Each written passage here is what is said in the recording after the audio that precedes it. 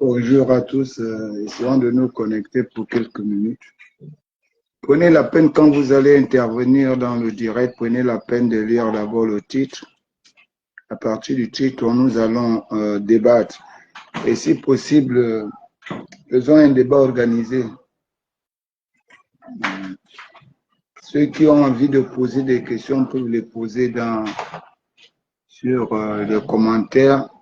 Et plusieurs d'autres, bien évidemment, pourront intervenir, demander à intervenir ici.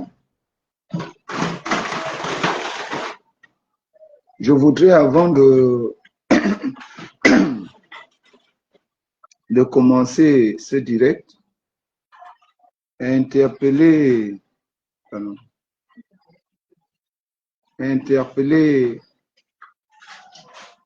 mes frères, tous mes frères activistes, mes frères influenceurs, puisque vous m'appelez grand. C'est dans ce cadre de responsabilité que je voudrais qu'on échange aujourd'hui au sujet qui nous est posé ici, à savoir la misère, un influenceur du quotidien gabonais.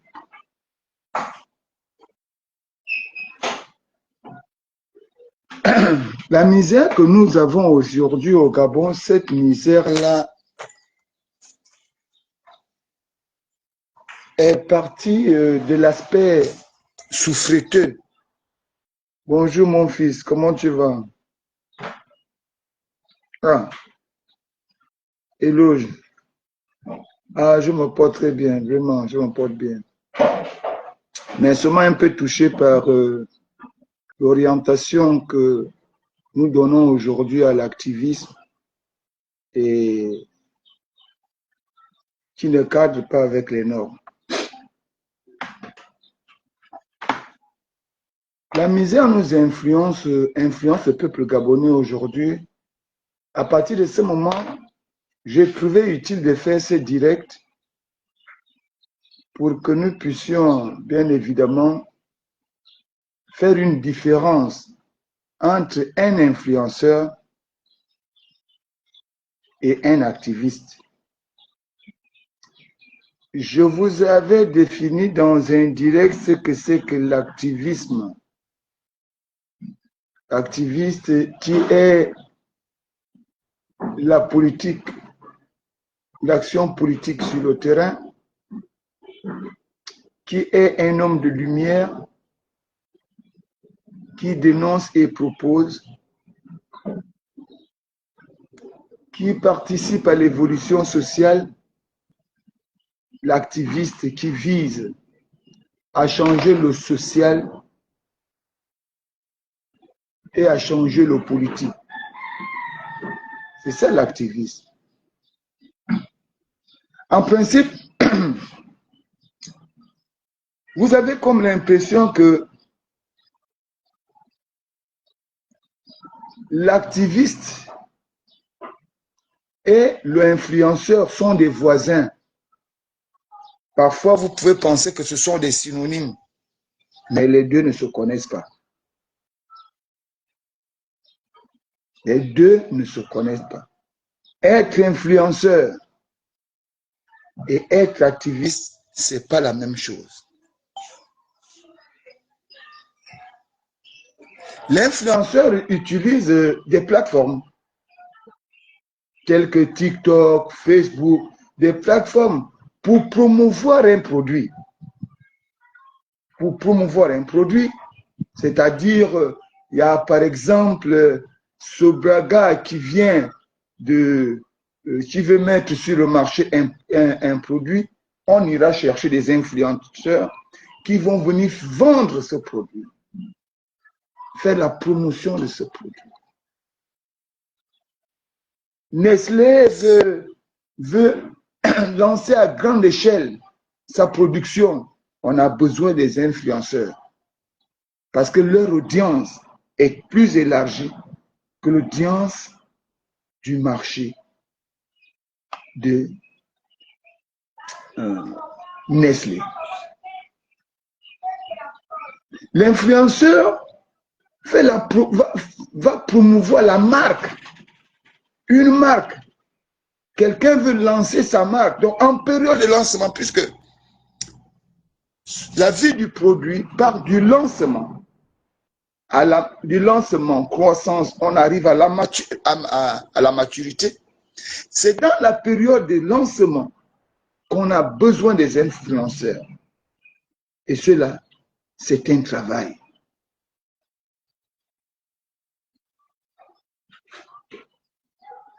Mais quand ceux-là peuvent vendre leurs services, parce qu'ils font rentrer de l'argent.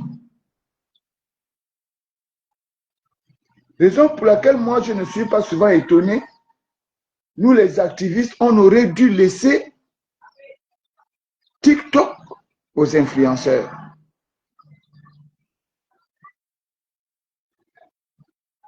Parce que on va à TikTok pour se faire de l'argent,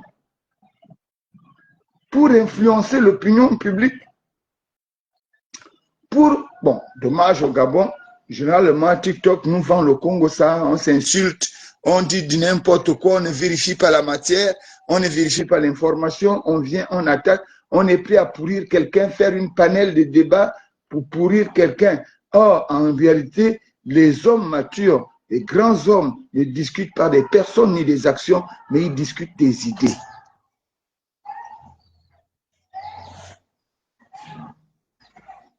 Tandis que ce n'est pas le cas. Parce que j'avais même oublié l'activisme que vous voyez, les influenceurs font également la promotion du style de vie. Du style de vie.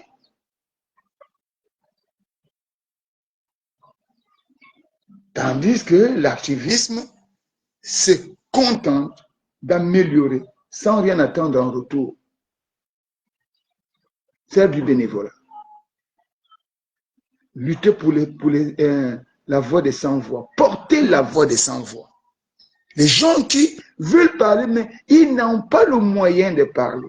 Ils n'ont pas le courage que vous aviez pour parler. Savoir dénoncer pour améliorer le quotidien des Gabonais ou de vos citoyens. Mais le problème ici, c'est que dans cette confusion, il y a des influenceurs qui estiment qu'ils sont activistes, mais qui oublient la substance réelle de l'activisme. Les influenceurs, plutôt les activistes, qui estiment qu'ils sont aussi influenceurs, mais qui oublient leur véritable objectif. Dans ce méli-mélo, tu vas trouver un activiste qui va déjà faire la promotion d'un bar. Tu vas trouver un activiste qui va faire la promotion d'un restaurant. Tu vas trouver un activiste qui va faire la promotion. Dès lors où tu fais le marketing d'une entreprise ou bien d'une activité, mais il faut qu'on te paye. Tu fais maintenant du commerce. Alors par intelligence, par sagesse, tu quittes l'activisme, tu rentres dans le cadre des influenceurs, donc de l'influence.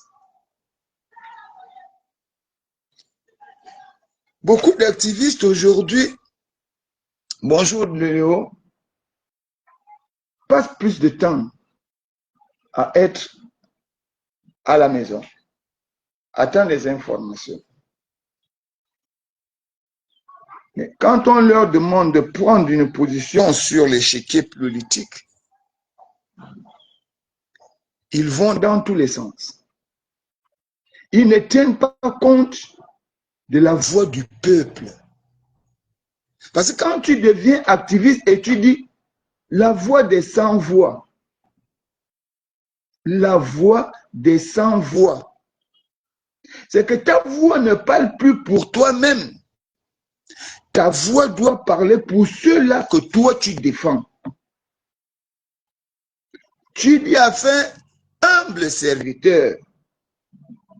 Tu n'es pas au service des peuples par exigence. Tu ne t'imposes pas.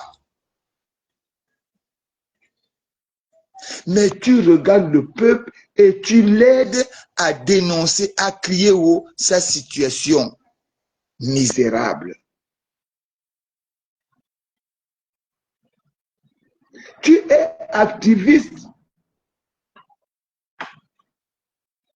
Tu ne vas pas créer la souffrance chez celui-là que tu défends. Parce que quand tu viens créer la souffrance chez ce dernier-là, tu n'es plus activiste. Tu es simplement influenceur. Les influenceurs sur TikTok peuvent faire la promotion de tout, prendre l'argent de gauche à droite. Ce sont des agents de marketing. Ils font le marketing, tout simplement. Ils sont des voies, sinon, des voies de communication ou des canaux de communication publicitaires, soit des produits, soit de la marque, soit d'un style de vie. Mais vous, les activistes, vous êtes des moralisateurs. Vous êtes des déclencheurs d'alerte. Vous êtes des défenseurs du peuple. Raison pour laquelle un activiste ne doit pas passer même une journée sans lire. Il doit aller à la conquête. Pas lire les BD. Pas lire le journal, je ne sais pas où les Congosas qui se passent partout, où les publics. Non, il faut lire des romans existentialistes. Il faut aller à la recherche de l'homme et son identité. Il faut aller à la recherche de la convivialité. Parce que ton objectif n'est pas de diviser. Ton objectif est d'amener les gens à s'asseoir, à s'entendre et à conjuguer ensemble. Mais comme la misère est arrivée au Gabon, et la misère est devenue un influenceur, parce qu'il faut aussi l'accepter. Angola fortuné, il faut l'accepter. Il faut savoir reconnaître que nous sommes dominés par la misère. Et c'est la misère qui va désormais poser confusion entre les activistes et des influenceurs. Bonjour Hugues, comment tu vas mon frère? Nous avons ici le problème de l'ACNAM GS, où les pharmacies ne fournissent plus les médicaments à nos mamans. Voilà une maman qui pleure. On n'a plus une solution de vie. Le Gabonais est retourné dans sa misère d'antan, où il ne peut pas se soigner, où il a du mal à se soigner. Merci Hugues. Mais ça n'intéresse pas. Or, cela devrait intéresser le vrai activiste. Parce que son rôle, c'est d'aller regarder qu'est-ce qui fait que aujourd'hui, les pharmacies refusent maintenant de donner les médicaments, de donner les médicaments à ceux qui ont l'ACNAM GS. Et si vous trouvez les raisons, pourquoi c'est arrivé? À qui cette situation sert? Que faut-il faire pour sortir les Gabonais de là? Non. Puisque l'activiste hier qui n'avait pas pour ambition d'être star par Facebook et qu'il voit aujourd'hui que à TikTok, on est star là-bas. Il court. Il va maintenant là-bas, il fait les mêmes choses qu'eux. Vous vous rendez compte? Ça fait à peu près 4 jours. On a un sujet qui vraiment qui ne apporte rien à la société gabonaise. Et qui, dans le fond, si on veut faire des bonnes analyses, on remettra le fonctionnement de l'État en cause. Parce qu'un homme ne peut pas se substituer à l'État au prix d'être le représentant, le seul représentant du ministère du Travail et de la Recherche de l'Emploi. Mais même le Gabonais qui est parti de là, pour aller voir la personne, bonjour mon frère, on ne voit même pas la personne part. Tu vas demander le travail sur une tierce personne. Alors que ici, nous avons plusieurs structures ici, liées au ministère du Travail et de la Recherche de l'Emploi. Toi, tu vas chez une tierce personne, sans aucun document qui te garantit la fiabilité qu'il sort à la bouche. Tu donnes l'argent pour trouver du travail. Tu ne te poses même pas la question que depuis quand on donne l'argent pour trouver le travail. Et puis le matin, tu viens crier, on m'a volé l'argent. Et ça devient un sujet national et international. Et tout le monde adhère là-bas parce qu'on veut avoir une certaine crédibilité, une fausse crédibilité, parce qu'on est à la recherche de la visibilité. Tata Berti est devenu un sujet national d'une grande envergure. Comme si Tata Berti, à elle seule, est la solution de réservation de la misère gabonaise. Et comme on est touché par la misère, on ne voit plus nos responsabilités, on se verse dans ce débat qui est devenu injurieux. Le système gabonais s'est désengagé de ses responsabilités en matière d'emploi, en matière de travail, pour se substituer à un individu. Et on fait un procès, mais nous devrions faire le procès de l'État, le procès des gouvernants à ce sujet. Non, on se pique. Mais on oublie qu'en droit, les responsabilités seront partagées. Puisque Tata Berti n'a jamais été déclaré officiellement une structure officielle qui fait la promotion de l'emploi. On a vu une direction qui a été créée ici. On vous a dit, vous partez là-bas avec Franck Nze, qui est directeur général. Allez-y là-bas, on vous appelle là-bas déposer les dossiers. C'est officiel. C'est au nom d'un conseil de ministres, on l'a nommé. On a dit voilà, allez-y là-bas. Mais non, comme on aime la facilité dans la vie, on adhère à la facilité, on rentre dans la facilité, on est escroqué dans la facilité, on vient pleurer. Oh, la facilité m'a trompé. Mais les torts sont partagés. Puisque tu allais te faire corrompre, tu allais te faire escroquer. Parce que si ça avait marché, que tu aurais trouvé de l'emploi, tu ne serais pas venu crier devant les réseaux. Nous avons des véritables sujets dans notre pays. Je m'adresse aux activistes qui rentrent dans ce conflit-là.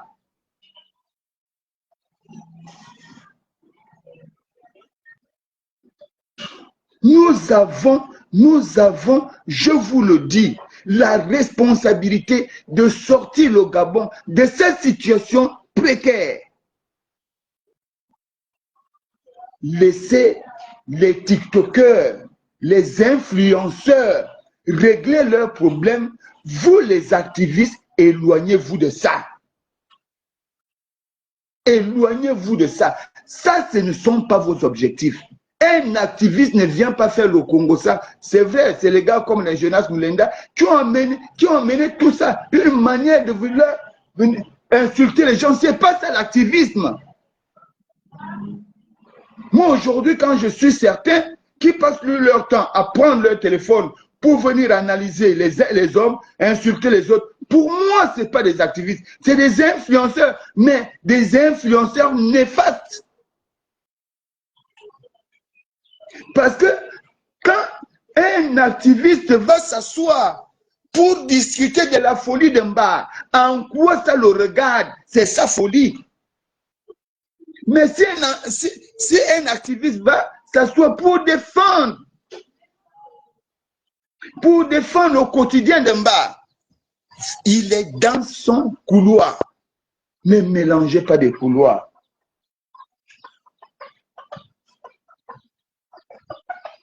Ne mélangez pas des couloirs.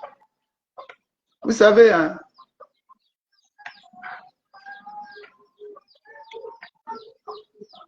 un bois tombé dans l'eau, selon vous, on dit, un bois tombé dans l'eau ne deviendra jamais poisson.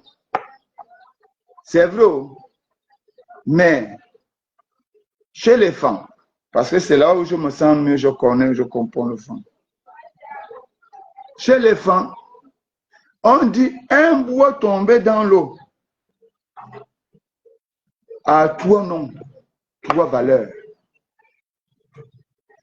Aneban, amuna nele, aboshi. Aneban, anele, aboshi. On appelle les ban parce que c'est un bois posé dans l'eau. Mais il s'appelle Eban. Aneban, c'est un bois à Beaumanzim. Aneban, ce bois qui est dans l'eau là, qui a changé de nom, ce bois que tu vois là est en captivité, en prison parce que c'est pas chez lui. Aneban, ce bois posé dans l'eau là, qui est en captivité, a son utilité. Trois positions de valeur. Donc, dans la vie, quand tu marches, oui, tu dois tenir compte des observations des autres.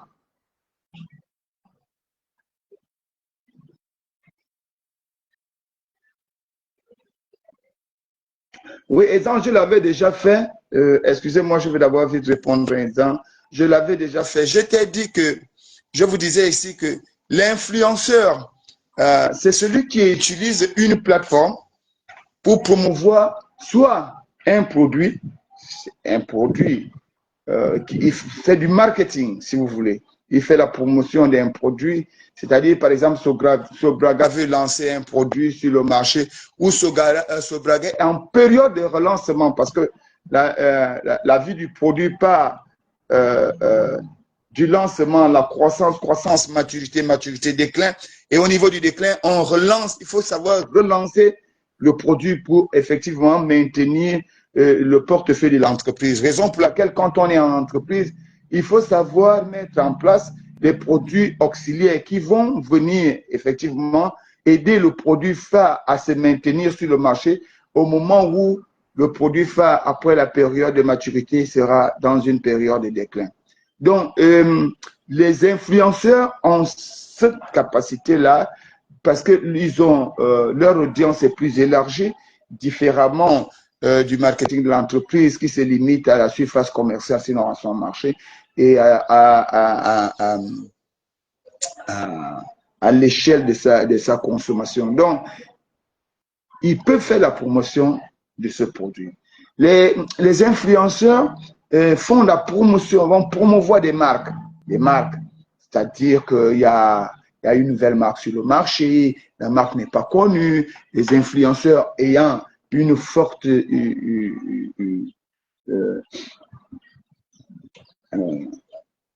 popularité, si vous voulez, l'audience des activités étant très élevée, ils vont faire la promotion de la marque. Ou ils peuvent aussi promouvoir un nouveau style de vie. Un nouveau style de vie. une nouvelle tendance, comme disent les enfants. Une nouvelle tendance. Vous voyez aujourd'hui, avec la nouvelle musique des jeunes, la jam et tout, ça prend vite de l'ampleur au niveau de Facebook. Maintenant, ceux-là doivent être payés. C'est un travail. C'est une réflexion. Ils s'assoient, ils pensent. Mais sauf que il y a un mal dedans. Tu comprends? Oh, avant de revenir sur le mal, tandis que l'activiste, lui, qui est l'acteur de l'action du politique sur le terrain, vise, bon, je vais te dire, on ne va plus revenir sur tout ce qu'on a déjà dit, lui, il vise le changement social et politique. C'est ça, l'activiste. L'activiste vise le changement social et politique. Lui-même, il se prévaut être la voix des sans-voix. Donc, il parle pour ceux qui sont dans l'incapacité de parler. Il dit lui-même que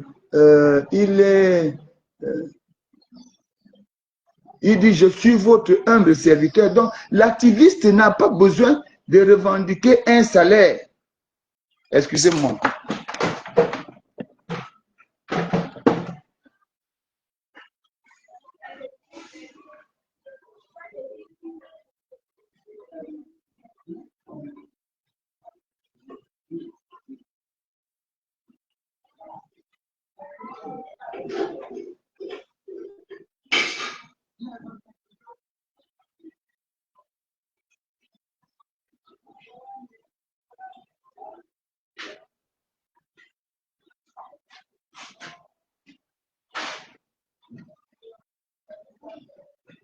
Excusez-moi, vraiment, excusez-moi. Donc, maintenant, il y a un côté négatif au niveau de nos frères influenceurs. C'est-à-dire qu'au lieu que nos influenceurs, aujourd'hui, au lieu qu'ils fassent la promotion des grandes entrées, de tout ce qu'il y a comme lancement, nouveau lancement au niveau du Gabon, au niveau des produits, au niveau des activités, des avancements que le pouvoir en place met en place, parce que nous, notre rôle, c'est de dénoncer. Eux, ils doivent vendre les mérites de ce qui se passe, vendre les produits. Et Sobraga a fait un nouveau truc, machin, ils vont associer comment on appelle, Nestlé Gabon, ils vendent. Si on a créé une nouvelle direction ils orientent des Gabonais à aller là-bas. Ceux qui cherchent du travail, il faut aller à tel endroit. Et ça là, ils doivent être rémunérés parce qu'ils le font et ils vendent le produit. Ils doivent être payés. C'est un travail. Être influenceur est un travail. Ton frère a ouvert un restaurant, par exemple, quelque part. Tu as fait la promotion du restaurant. Tu vends l'image du restaurant. Tu vends la marque du restaurant. Tu vends le produit, mais il te paye. Tu es influenceur, oui, c'est ça son rôle. Il doit aller le faire. Ton frère, il a créé une entreprise, il a lancé. Va faire la promotion et tu auras ton argent. C'est bon. Mais le mauvais côté de nos influenceurs aujourd'hui, c'est qu'ils passent plus de temps à dénigrer les autres, à s'insulter, à se dire des choses, à sortir des énormités qui, en réalité, n'apportent pas tant à la société qu'à eux-mêmes, parce que c'est un travail. Moi, si j'étais influenceur, non, mais je n'accepterais pas partir d'ici, à déjà vu quelque part de faire la promotion de quelqu'un, et je n'ai pas d'argent. Non, c'est comme aujourd'hui. Oui, Gabon Étoile, non, les questions sont, tu peux poser les questions. La seule chose que j'ai vu des gens m'ont fait, c'est les injures. Alors, l'activiste qui est ici, il se verse dans ça. Pourquoi? Puisqu'il dit qu'il est activiste. Lui, il se verse, il va maintenant faire ce que les influenceurs doivent faire. C'est ça. Et c'est dû à quoi? Dû à la misère. Parce que le plus grand influenceur de la société gabonaise aujourd'hui est devenu bien sûr la misère. Mais je t'ai dit, oui, tu peux me poser une question. Est-ce que je refuse la question? Tu l'as d'abord dit en haut là. Posez les questions.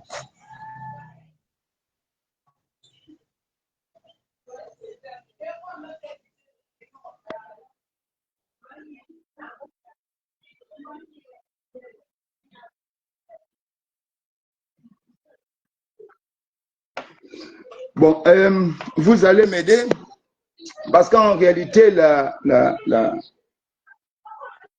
La possibilité de poser les questions, je vous ai souvent dit que c'est donné à tout le monde.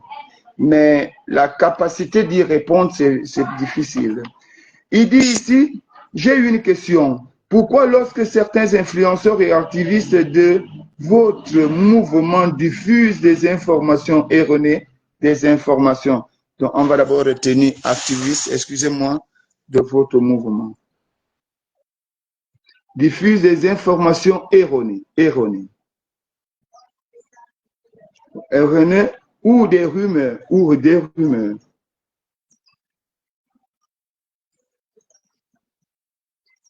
Mais vous, des rumeurs infondées, vous ne les reprenez pas, vous laissez ainsi,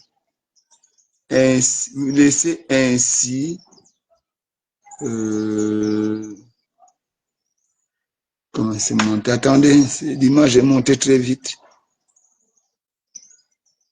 Vous laissez ainsi la désinformation se propager par souci de transparence et de bonne foi. Il serait pourtant important de rétablir la vérité auprès des populations, d'autant plus que vous vous présentez comme la voix des peuples, une voix qui devrait jamais relayer des fausses informations. Ok, d'accord. Gabon étoile, étoile du continent. Je pense que quand on dit Gabon étoile du continent, je ne sais pas si c'est ton nom ou c'est le nom d'une structure ou d'un mouvement ou d'une plateforme.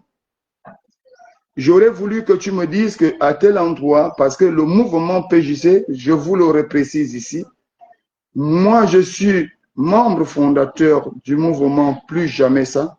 Si, parce que tu parles de mon mouvement, si le mouvement Plus Jamais Ça a, sur un sujet, apporté des informations erronées, sinon fait la promotion des rumeurs, il serait souhaitable, mon frère, pour qu'on éclaire l'opinion publique en toute responsabilité ici, de dire qu'à tel moment, l'un de vos gars, tel, avait fait. Parce que nous, au pays, il ne faut pas cacher. Si c'est moi, tu dis non, Fortuné, à tel moment, tu avais dit ça, je pense qu'il y a tu apportes une contre-vérité et moi, tranquillement, ça ne me gênerait pas. Même ici, je vais demander pardon. Même ici, ça ne me gênerait pas. Donc, soit tu montes sur le direct et tu t'exprimes devant les Gabonais pour qu'on échange de manière très fluide au lieu de passer le temps à écrire. Soit tu montes, soit, bien évidemment, tu reprécises ta question,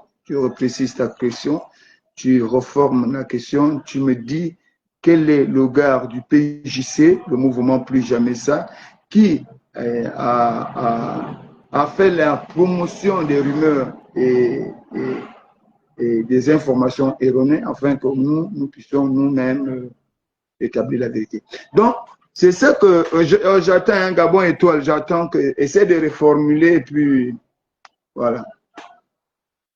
Vous voyez, c'est ça nous-mêmes. C'est ce qui pose la confusion dans notre pays. On prend un temps fou. J'ai suivi hier, je passais par le gouvernorat hier, et quelqu'un me dit non, Fortuné, est-ce que c'est ça? C'est ce que vous faites, vous savez sûrement dénoncer. Non, là c'est l'activiste. Il trouve les gens en train de gréver. Il veut passer. Ces gens, il n'y a pas un seul. Il n'y a pas un seul média qui vient filmer même l'action de ces gens-là, qui essaie de comprendre ce qu'ils ressentent. Pourquoi ils font la grève? Pourquoi il y a une telle manifestation? Non, on passe. Oh, l'activiste doit aller s'intéresser. Pourquoi vous faites cette grève-là? Hier, nous sommes surpris qu'on nous dise que les engagements décennaux ne sont plus établis parce qu'il n'y a plus de registre. On nous dit également que les primes n'ont pas été payées. Mais ce qui est plus intéressant dedans, c'est le fait que les enfants même ceux qui vont au 3e cycle, les étudiants gabonais, ceux-là dont Omar Bongo appelait hier le Gabon de demain, ceux-là, ces Gabonais-là, leurs parents vont au trésor, payent au trésor la quittance. Mais leurs enfants n'auront pas d'engagement décennal. Voilà un enfant qui va se retrouver sans bourse, pas de possibilité de poursuivre ses études. Parce qu'il y a lui juste un petit problème qu'on peut résoudre tranquillement. Remettre les primes à ces gens-là, leurs primes, et se concentrer à aider les Gabonais, à former les Gabonais, pour qu'on ait des Gabonais à la hauteur de toute concurrence sur le plan mondial. Mais puisqu'aujourd'hui, les gens sont devenus plus riches que l'État. L'État gabonais est souffreteux sur ses propres biens. On vous cite les milliards qui sont dans les poches des gens, les gens qui ont détourné des centaines de millions, mais le Gabon, l'État gabonais est incapable de bien former ses enfants, de les envoyer dans les bonnes écoles, d'avoir des hôpitaux de dernière génération. Le Gabonais est incapable de soigner l'autre qui n'a pas d'argent. Le Gabonais est incapable de le soigner gratuitement. Vous pensez que si on prend les 600 milliards, les machin, les 100 millions, que vous avez, on cite au tribunal là comme des bouts de pain. Si on prend ces milliards-là, on dit qu'on veut soigner les Gabonais. Je vous assure, un seul milliard d'argent soigner les Gabonais. Mais vous regardez les autres. C'est-à-dire que quand les autres font des choses, il faut savoir admirer. Beaucoup ici, quand les activistes ont dit qu'il ne faut pas, nous ne sommes pas contre. On dit qu'il peut recevoir qu'il veut, c'est tout à fait normal. Non, je n'ai pas Gabon Étoile, c'est vrai. Je t'ai dit de reformuler la question. Parce que tu me dis, dans votre mouvement, tu as dit dans votre mouvement, quand les gens de votre mouvement donnent des informations erronées.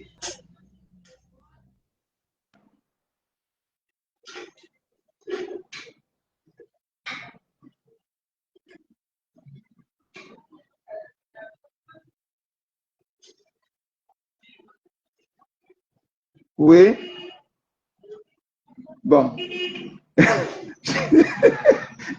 Gabon Étoile, tu sais, oui, quand votre collègue Eric Otete a publié une vidéo dans laquelle il affirme à tort que la première fois qu'un accord est signé au Gabon par la France et plus largement, attends, mais...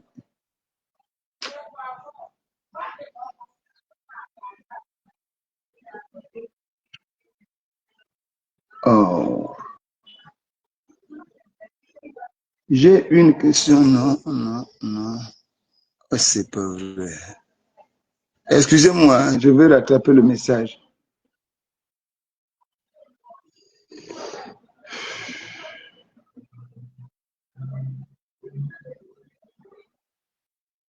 Ouais, quand votre collègue Eric Otete, oui, signe le Gabon plus largement en Afrique.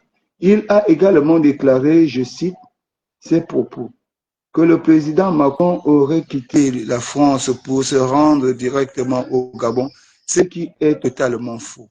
Pourquoi certains activistes gabonais choisissent-ils délibérément de diffuser de fausses informations dans quel intérêt mentir à tout un peuple? Bon, peut-être tu vas encore dire là que tu vas peut-être dire là que je ne te réponds pas. Nous sommes des activistes et Eric Otete est une personne morale physique. Et il a la responsabilité de ses actes. Et tu vas constater qu'à ce sujet, il y a eu une divergence quant à l'arrivée de Macron au Gabon entre mon petit frère et moi, Eric et mon petit frère. Eric aurait affirmé un certain nombre de choses. Je ne classe, puisque c'est le sujet Macron, la venue de Macron au Gabon, Fortuné vous a dit clair qu'il n'est pas dedans. Donc, ce qui se dit là-bas, j'ai déjà dit aux Gabonais ce que je pense. Et les Gabonais m'ont affirmé le contraire en allant à l'aéroport. Parce que ceux qui étaient à l'aéroport, là, ce n'étaient pas des bœufs. Ceux qui étaient à l'aéroport, là, ce n'étaient pas des grenouilles ou des moutons. C'était bien des Gabonais. Qui sont allés là-bas parce que le Gabon a deux présidents. Le président Oligui et le président Macron. Ceux qui sont allés là-bas, qui sont allés confirmer qu'ils étaient des esclaves de table et nous des esclaves de champ. Ceux qui sont allés là-bas, qui sont allés dire qu'ils sont les meilleurs soutiens de Ligui et nous les ennemis de Ligui. S'ils font leurs choses, ça ne me regarde pas. Eric Tete est mon frère. L'information qu'il t'a apportée ici, tu prends ton téléphone, tu appelles Eric, il est mieux placé. Ah, Eric, tu es là. Rentre dans le direct, réponds aux petits. Puisque, évidemment, il estime que, relis la question, il estime que tu as apporté des informations erronées et des rumeurs non fondées. Donc, il est quand même nécessaire que tu répondes. Soit tu montes sur le direct, soit tu réponds par écrit. Mais, je te le dis, moi, au sein du PJC, si l'un des membres du PJC, parce que nous nous retrouvons ici, c'est ce qui trompe souvent les gens, nous nous retrouvons ici tous dans la Ligue des activistes que nous avons mis en place aujourd'hui et que nous sommes en train de légaliser, dans la Ligue des activistes. Mais dans la Ligue des activistes, chaque groupe existe et chaque groupe a son fonctionnement et son couloir. Mais cela n'enlève pas que nous sommes des frères. Eric Tete est bien, parce que moi, je ne me suis pas intéressé à cette réponse, à la question de Sarkozy, de Macron, donc il est bien placé. Donc, je disais, c'est quand le bois là tombe, il faut qu'on sache nous-mêmes, doit s'interroger. Je suis activiste. J'ai dit que je défends le peuple, je suis la voix des sans-voix. Le peuple ne m'a pas appelé, c'est un engagement personnel. C'est moi qui suis allé auprès du peuple. Peut-être pas au même niveau de vie quotidien que le bas peuple. Mais je me suis dit que je me reconnais en eux. Cela ne veut pas dire que c'est moi le peuple. Ce n'est pas toi le peuple. Le peuple, c'est ceux-là que tu vas défendre. Donc tu es un bout de bois dans l'eau, mais tu n'es pas poisson. Donc quand tu as envie de parler au nom de ce peuple, il faut aller les trouver, vous discuter ensemble. Quand ils te donnent leur avis, puisque tu es le porte-parole de ce peuple, dis ce que le peuple veut que tu dises. Mais ne dis pas ce qui fait en sorte que toi, tu sois bien vu devant les autorités. C'est de ça dont il est question. Ne cherche pas à plaire à l'autorité, mais cherche plutôt à t'identifier, à être le miroir de son peuple, le peuple que tu défends. Gandhi allait en Inde, parce que j'aime bien rappeler cette histoire-là. Gandhi partait en Inde parce que les Sud-Africains ne voulaient pas de lui parce que son action pouvait réveiller les Noirs. Il fallait qu'il retourne chez lui puisqu'il n'était pas de l'Afrique du Sud, bien que né là. Mais lorsqu'il arrive en Inde, il trouve aussi les combattants de la liberté des Indiens, mais qui sont habillés en veste. Ils roulent dans des grandes voitures. Ils sont dans les maisons huppées. Et ils disent à Gandhi, viens travailler avec nous. Et Gandhi leur dira, vous défendez quel peuple? Ils disent, le peuple était là-bas, dans le désert, assis la nuit. Il dit non. Vous ne pouvez pas vous battre pour ce peuple-là et manger et avoir un train de vie contraire à leur train de vie. Quand on est activiste, on n'est pas Dieu. On est la solution des hommes. Donc, un bout de bois dans l'eau ne devient pas poisson. Ensuite, ce bout de bois est en captivité. Donc, il ne faut pas faire l'effet contraire. Ce n'est pas l'effet contraire. Ce n'est pas le peuple qui est en captivité chez toi. C'est toi qui es en captivité auprès du peuple. Donc, ce n'est pas toi qui dois assujettir le peuple. C'est le peuple qui doit te montrer la voie de leurs revendications. Ton rôle ici, c'est de moraliser la population, leur démontrer que ça, là, ça, si vous voulez faire là, vous pouvez faire ça comme ça pour être mieux entendu. Et vous vous accordez sur les éléments de langage qui porteront haut les préoccupations de la population. On ne te dit pas que toi-même, tu vas maintenant chercher tes problèmes ailleurs et tu viens imposer ça au peuple. Ça là, ça c'est la dictature de la pensée unique. Vous savez que le travail que nous faisons là est dur. Te dis parce que tu dois te préparer à mourir pauvre quand tu veux être activiste. Il faut demander à Montesquieu. Tu dois te préparer à mourir pauvre, les hommes de lumière. Parce qu'à un moment donné, tu dois donner de ta vie. Tu dois donner de ta vie. Beaucoup ne l'ont pas compris. Mais un activiste on se contente de se discuter des véhicules. On a donné tel salaire à tel. On a dit tel.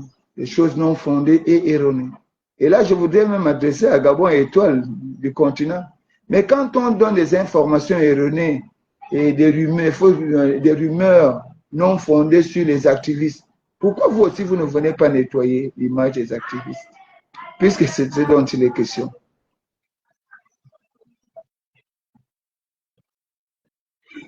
Et maintenant, dans cette appartenance au peuple, dans cette séquestration, la captivité dont tu t'es porté volontaire, trouve maintenant ton utilité. Quelle est ton utilité? C'est ce dont le peuple a besoin. Oui, tu es venu auprès de nous. Tu as dit que tu es la voix des sans-voix. Oui, tu dis que tu nous ressembles parce que tu es notre miroir. Mais quelle est ton utilité? Mais ton utilité, ce n'est pas de faire la promotion des injures. Ton utilité n'est pas de faire la promotion de la bestialité, la promotion des rumeurs. Ton utilité, ce n'est pas d'entretenir la haine entre les Gabonais. Ton utilité, ce n'est pas d'alimenter les suspicions. Ton utilité, c'est d'apporter un changement social et politique dans la vie du Gabonais. Quel est le changement social et politique que tu as apporté aux Gabonais? Mais tu te dis super activiste. Moi, je suis activiste. Pas de moi, je suis activiste. Et tu vas juger tu vas chercher le jugement, sinon l'évaluation pédagogique de ton activiste en regardant les vues. J'ai eu 600 000 vues. Oh non, moi j'ai déjà fait 1 million de vues. Non, mon frère. Si tu vas regarder les vues, aligne-toi auprès des influenceurs. C'est là-bas. Et maintenant, fais le commerce. Si c'est les vues qui t'intéressent en tant qu'activiste, quitte la vie de l'activisme. Tu risques de perdre le temps, mon frère. Va t'asseoir avec les influenceurs et commence à faire le commerce. Comme ça, comme on est voisins, les gens pensent que les influenceurs et les activistes sont des voisins. Comme ça, quand tu aurais un peu de riz, tu nous balances ça. Puisque nous, on ne peut pas, on n'attend pas un salaire. Et comme on semble être des voisins, parfois des synonymes, bien que nous ne le soyons pas, bien que nous soyons diamétralement, plutôt parallèlement opposés, alors, s'il te plaît, va faire ça là-bas, puisque tu étais d'abord chez nous. Maintenant, tu vas faire jouer les influenceurs. Quand tu aurais un peu d'argent, envoie. C'est simple. Logique. Moi, j'ai discuté avec quelqu'un là hier, un petit frère policier, et puis je lui dis, il n'y a pas d'école au Gabon. Il me dit, comment tu dis ça? Il y a l'école, il ne faut pas oublier, là où on a appris. Mon frère, l'école, ce n'est pas le bâtiment. Hein? L'école, ce n'est pas le bâtiment. L'enseignement, non, ce n'est pas le nombre d'enseignants que tu vois là. Ce n'est pas l'homme.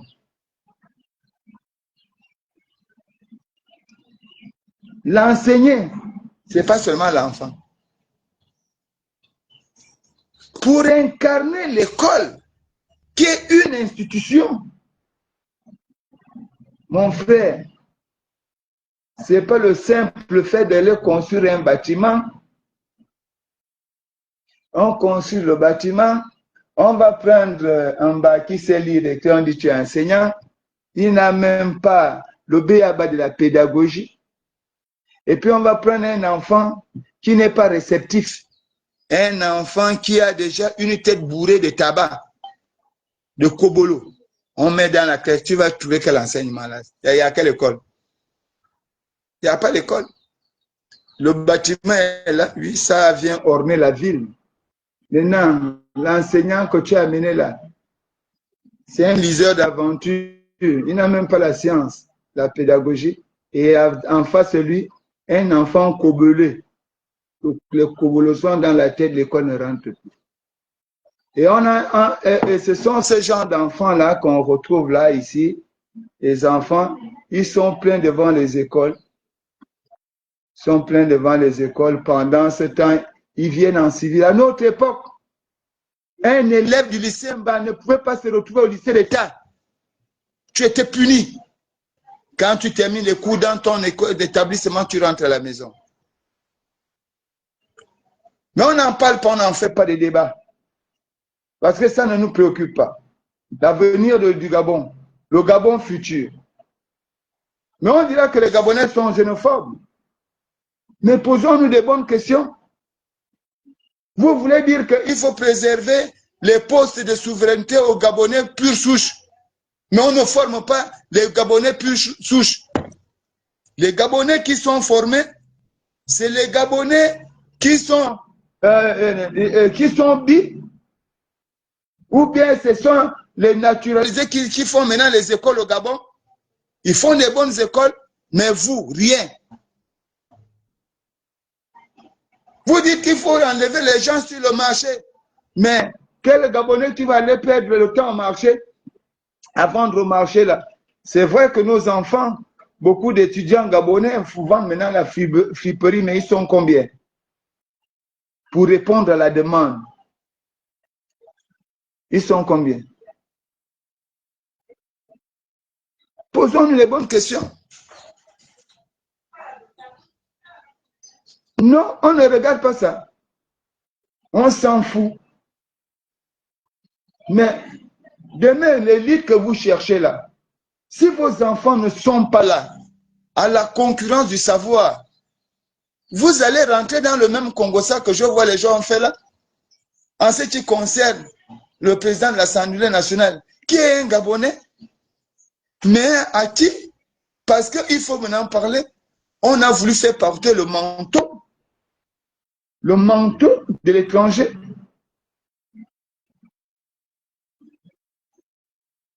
Dites-moi quel type de Gabonais de souche vous allez prendre pour aller gérer nos institutions. Vous prenez lesquels? Vous les ramassez où?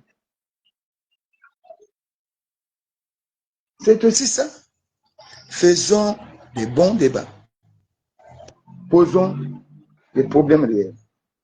Tu es influenceur, fais la promotion. Mais ne fais pas la promotion du dénigrement. Parce que le dénigrement ne va pas payer. Tu as choisi d'être influenceur. Fais le travail. Il y a des influenceurs qui créent même des centres de suivi scolaire, des mini-bibliothèques. Il y a une fille à Port-Gentil, là, une influenceuse. Allez-y voir ce qu'elle a fait à Port-Gentil. Elle aide les Gabonais. Elle encourage les jeunes Gabonais à la lecture. Elle a fait ça avec ses moyens parce qu'elle a su utiliser son influence, son activité marketing. Mais un influenceur, ce n'est plus celui qui peut demander 10 000 à quelqu'un. Un influenceur, il ne demande pas 10 000. 10 000, c'est l'argent des gâteaux pour lui. Sinon, 20 000 francs, c'est son argent de taxi. Un influenceur. Mais vous êtes quel genre d'influenceur? Les influenceurs de vue. Mais tu vas voir un influenceur aujourd'hui qui veut te faire l'analyse historique d'un bâtiment.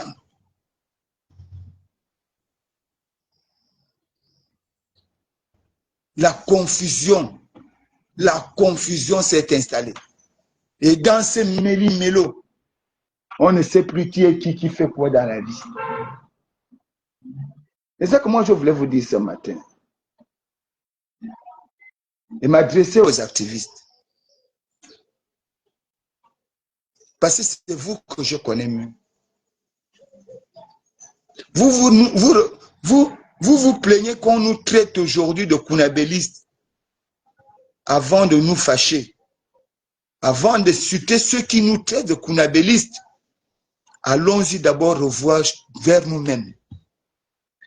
Qu'est-ce que nous avions été ces dernières années? Qu'est-ce qu'on a apporté sur le plan social? Quelles sont les réformes qu'on a apportées? Quelles sont les réformes que nous avons apportées sur le plan politique et qui sont favorables au quotidien du Gabonais? Si on ne trouve rien, mes frères, acceptons que nous sommes des kunabélistes. Parce qu'on ne peut pas être le défenseur du pouvoir. On ne peut pas être à côté du président de la République en tant qu'activiste, discuter avec le président de la République et accepter le peuple qui est avec toi, accepter que ce peuple-là vive dans la misère et vouloir venir dire qu'on est activiste. Non, vous ne l'êtes pas. Vous êtes un kunabéliste. Parce que le kunabéliste, il veut seulement pour son ventre, jamais pour les autres. Il se transforme en griot. Il applaudit à tout bout des champs, même quand il ne voit pas clair. Voilà le kunabélisme qui frappe l'activiste. Parce qu'un activiste qui marche avec la décision, il ne va pas imposer, mais il va se battre pour que l'autorité décisionnelle tienne en compte des revendications du plus grand nombre.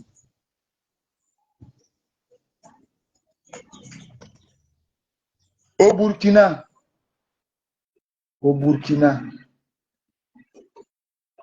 des jeunes Burkinabés qui viennent de gagner premier au monde.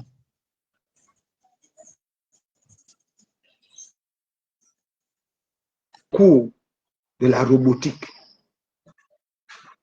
Le concours de la robotique. À croire qu'on n'a pas des ingénieurs dans notre pays. C'est même à savoir si le Gabon a même participé à un tel concours.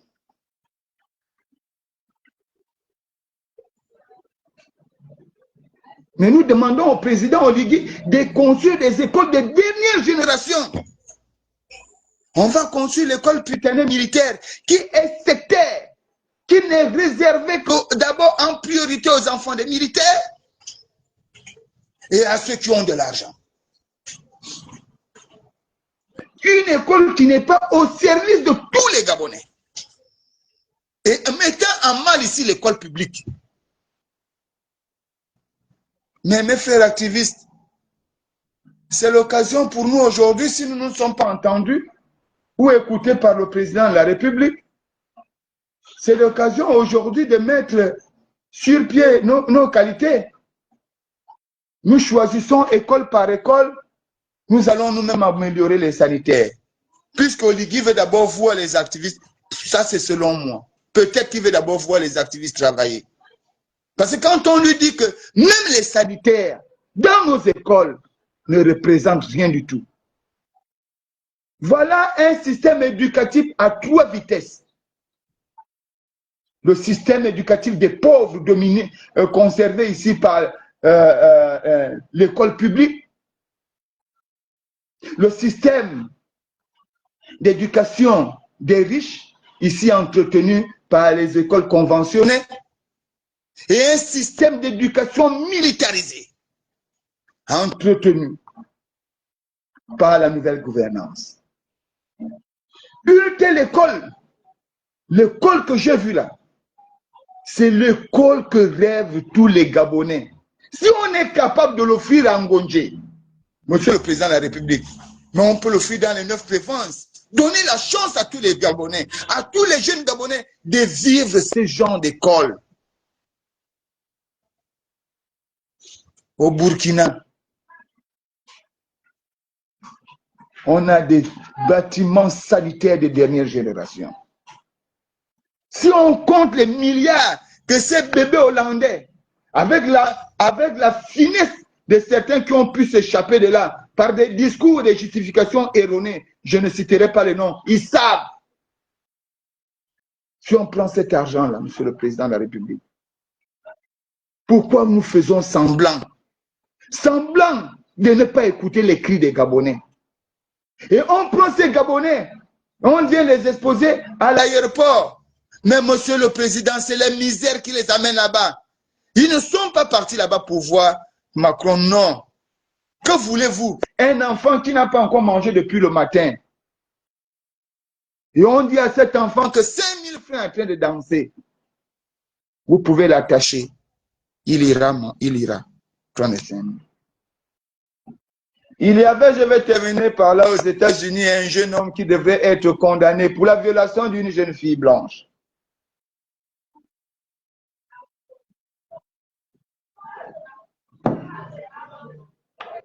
Ce jeune homme, attention, c'est le juge, c'est le juge, pas regarder comme ça. C'est le juge. Ce jeune homme, ce que la juridiction américaine à l'époque ne savait pas, c'est que ces jeunes noirs-là savaient lire. Mais ils disaient qu'il faut choisir un homme qui ne sait pas lire et qui portera le poids de la criminalité sauvage que 3 gros bandits blancs avaient exécuté sur leur propre sœur en violant cette dernière. Le petit enfermé, on va tout tenter de corrompre le petit à reconnaître par procès verbal qu'il était le coupable. Malchance pour eux, le petit savait lire. Le petit va refuser de signer. Parce qu'à la lecture des faits, le petit ne va pas se reconnaître. Et on va alors appeler les grands tortionnaires du pénitencier américain pour se pencher sur le problème de cet enfant parce qu'il leur fallait automatiquement un coupable. Se penchant sur lui, ils vont trouver que l'enfant est très intelligent, qu'il sait lire et qu'il était avancé, contrairement. Alors qu'on pensait que les Noirs ne faisaient pas l'école, ils ne savaient pas comment cet enfant avait pas pour savoir lire. Mais ce qu'ils ne savaient pas, c'est que la jeune fille blanche qu'ils avaient tuée après les avoir violée, était la même fille qui avait appris à cet enfant à lire. Elle allait à l'école et elle venait partager son savoir avec son frère noir. Les tortionnaires du pénitencier américain vont dire alors, il nous reste une seule stratégie pour amener cet enfant-là à signer. Laissez cet enfant pendant 4 jours sans manger. Affamez-le. Et lorsque vous allez ramener l'audition, vous amenez l'audition avec un plat de nourriture bien assaisonné. Cet enfant va signer. Monsieur le Président, écoutez très bien. On a amené le plat de nourriture au 4e jour. Mais au moment où on tendait la feuille, on cherchait à tendre la feuille, le stylo au petit, le petit était déjà convaincu par l'arôme de la bonne nourriture, qu'il a directement lui-même arraché la feuille, il a signé, je reconnais avoir violé la fille. Ce n'était pas lui qui déclarait, c'était la misère, la faim. Raison pour laquelle je me réjouis souvent quand on fait un certain nombre de débats et qu'on me dise que Fortuné, toi tu vas mourir pauvre, est-ce que le peuple t'écoute? Regarde, tu défends toujours le peuple s'en fout de toi. Non, ce n'est pas le peuple qui s'en fout de Fortuné. C'est vous. Vous qui entretenez la misère. Vous qui offrez au peuple gabonais le plus grand influenceur de la société gabonaise, la misère. C'est vous. Et c'est cette misère qui atteint mon peuple avant moi. Chosifie ce peuple, l'animalise, réduit ce peuple à un simple objet, une simple marionnette. Et je me réjouis de mon frère aîné, Marcel Libama, qui va dire, voilà un peuple moutonneux. Je ne refuserai pas mon peuple. Je ne refuserai pas mon peuple parce que vous avez entretenu la misère, afin que mon peuple s'oppose à ses défenseurs. Vous venez de m'ouvrir les yeux. Je dois aujourd'hui commencer par sensibiliser mon peuple, à l'éduquer, à former mon peuple, à transmettre à mon peuple les valeurs du discernement et de la logique. Parce que la vérité n'existe qu'après ce monde.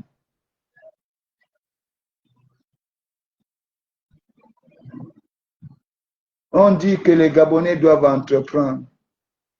Où sont les mesures d'accompagnement des Gabonais? Je vous l'ai souvent dit, lorsque on est à la refondation d'une république, il est nécessaire et primordial qu'on mette les pendules au même niveau. Mais celui qui peut entreprendre au Gabon aujourd'hui, ce n'est pas l'enfant du pauvre. C'est l'enfant du riche. Et aujourd'hui, il faut savoir le reconnaître. L'armée gabonaise, après le coup de libération, est devenue aussi une autre classe sociale, influente, importante et puissante. Le Gabon est le premier pays alors qui assiste à une nouvelle révolution de la classification sociologique. Les pauvres, les moyens, les pauvres dirigés par ceux qui sont en souffreteux, les moyens dirigés par les cadres de la République, parce que ils ne sont pas forcément les enfants des riches, et les riches, les conservateurs du pouvoir. Voilà les trois qu'on avait. Trois classes sociales. Les pauvres, les moyens, les riches. L'objectif à l'époque, les cadres étaient les seuls médiateurs entre les pauvres et les riches.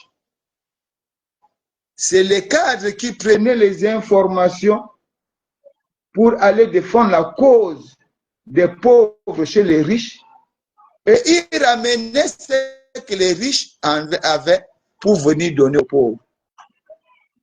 Maintenant, nous, on a créé encore une 4e classe sociale. Ça, il faut, monsieur, ça faut l'ajouter en économie, hein, parce que ça fait aussi office de réflexion. On a la classe des super. Super quoi? Vous-même, vous allez trouver. Les militaires, armés.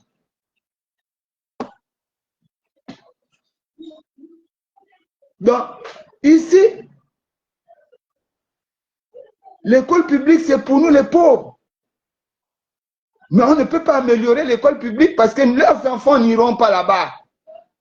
Leurs enfants sont aux acacias. Leurs enfants sont dans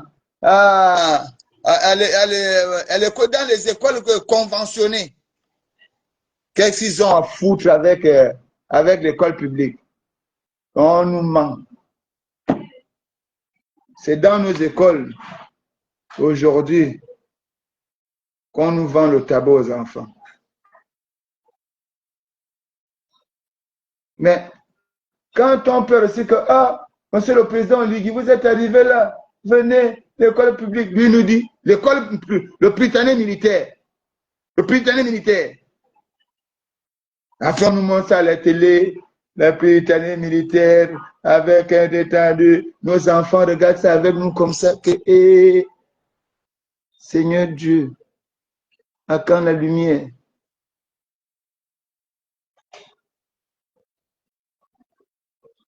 Monsieur le Président de la République, je ne terminerai pas ce direct sans m'adresser personnellement à vous, avec tout le respect dû à votre rang. Monsieur le Président de la République, la chute d'un pouvoir, c'est de maintenir des inégalités.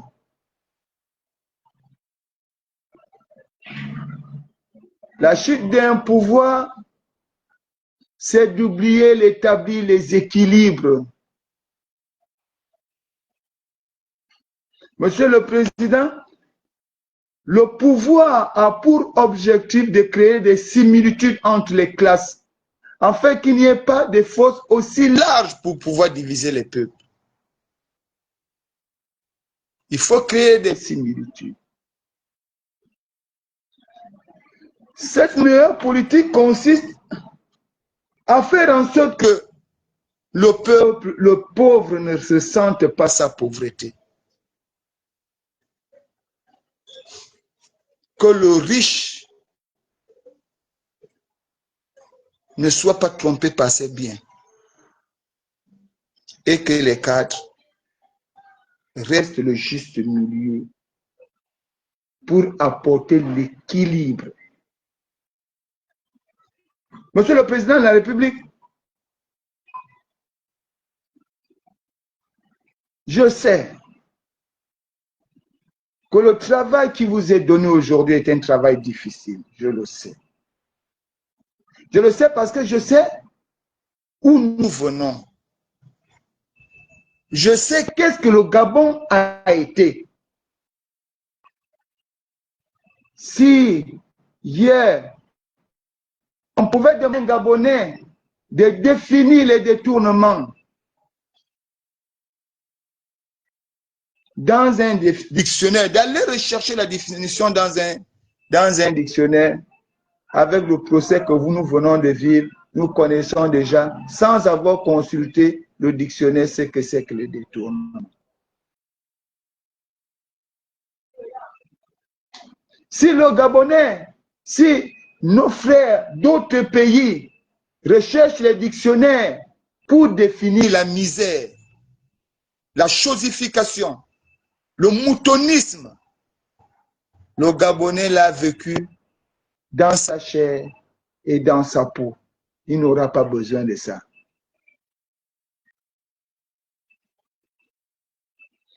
Monsieur le Président, nous connaissons aussi les efforts que vous faites. Mais, Monsieur le Président, autant vous le rappeler, il n'est pas souvent nécessaire d'emprunter directement un changement de fond. Mais il faut commencer par la forme, établir les règles.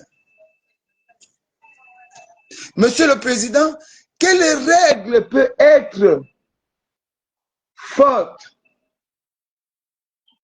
si les esprits qui sont censés conserver et appliquer cette règle sont des esprits faibles, des esprits chosifiants.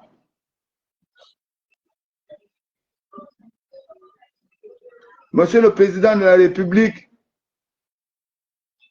vous pouvez construire des routes, mais si votre peuple a faim, personne ne vient traverser la route. Personne ne va pédaler même un vélo sur votre goudron. Monsieur le Président, vous pouvez construire des immeubles si le peuple n'est pas en bonne santé, si le peuple est malade, personne ne viendra habiter dans ces immeubles. Alors si tel est que les hôpitaux, les Gabonais ne peuvent pas avoir, les meilleures écoles, on ne peut pas avoir, notre quotidien est un quotidien misérable. Alors, Monsieur le Président, je vous proposerai un autre projet. La construction des meilleurs cimetières et des cimetières en étage pour qu'on ait assez de place pour enterrer les Gabonais qui viendront mourir dedans. Ne soyons pas gênés de créer des cités de tombes. Créons des cités de tombes. On fait des tombes et des tombes et tombes, des tombes en étage.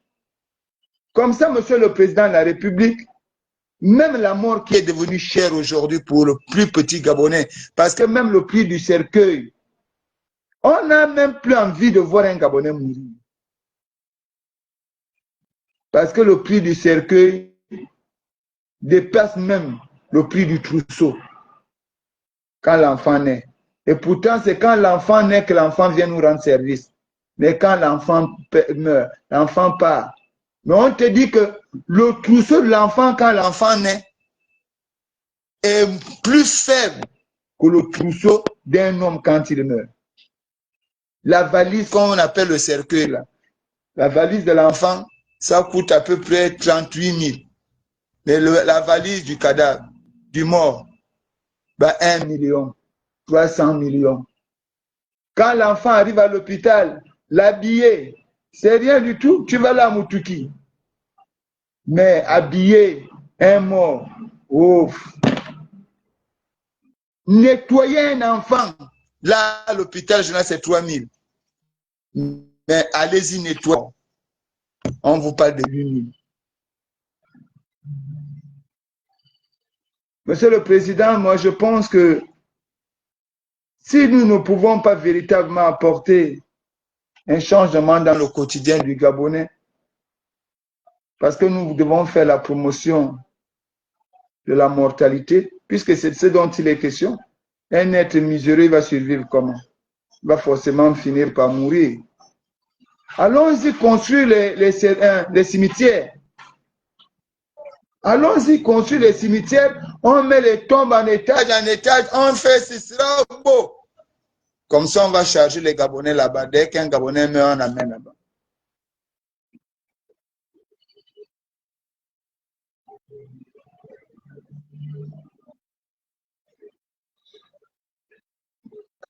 Mais c'est triste. C'est triste parce que je sais qu'on ne m'écoute pas. C'est triste, je sais que même quand le président prend l'effort de m'écouter, il rit. Il dit Fortuné pleure quoi. Je sais qu'on ne m'écoute pas. Moi, je préfère vivre dans la vérité aujourd'hui. Le président ne m'écoute pas. Parce que si le président m'écoutait, les gens auraient pu voir le changement social et politique que nous apportons. Il y a l'un des frères, il y a l'un de mes frères qui disait ici, je cite ici David Mirakouma, Fortuné a été coordinateur provincial de l'Est-Hier du RDB, il a fait quoi? Non, mes frères, allez-y vous renseigner auprès de tous ceux qui étaient en campagne avec moi. On ne va pas faire la campagne pour être riche. L'argent de la campagne qu'on vous donne, c'est pour le peuple. Et c'est ce que Fortuné faisait. Je n'avais pas besoin de venir garder l'argent là, ici. Il fallait remettre ça. Le peu qu'on me donnait, remettre au peuple. C'est pourquoi aujourd'hui, Fortuné peut marcher la tête haute. Parce que je ne profite pas de la vie des gens. Je ne commercialise pas la souffrance des Gabonais pour me faire une place au soleil. Bonjour Eric Otsetse, comment tu vas? Non, je ne le fais pas. Je ne profite pas des gens. Le jour où Dieu me dira que Fortuné prend, je prendrai. Et si Dieu décide que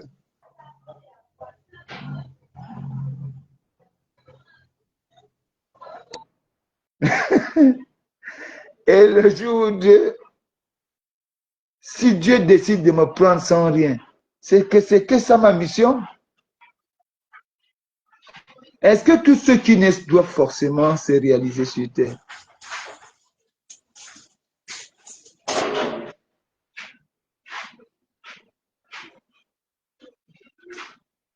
C'était Fortuné, d'où votre humble serviteur, la voix des sans-voix, membre du PJC. Je vous remercie de m'avoir suivi tout au long de ce direct. Nous avons certainement abordé le sujet, mais pas utilisé tous les éléments, parce que nul n'a la science infuse. D'aucuns pourront améliorer ce direct, mais c'est l'occasion pour moi de vous remercier. Vous remercier parce que vous m'avez accordé de votre temps. Et vos commentaires ont été, pour moi, très enrichissants. Et je souhaiterais que ce soit ce genre de débat que les activistes, avec certains auditeurs en ligne, pourront partager tout au long de leur vie. Je n'ai dénigré personne, je n'ai porté atteinte à la dignité des personnes, je vous relève seulement un fait. Regardez le peuple gabonais, rien que le peuple gabonais, parce que le Gabon, ce n'est pas pour nous, le Gabon, c'est pour son peuple. Merci beaucoup.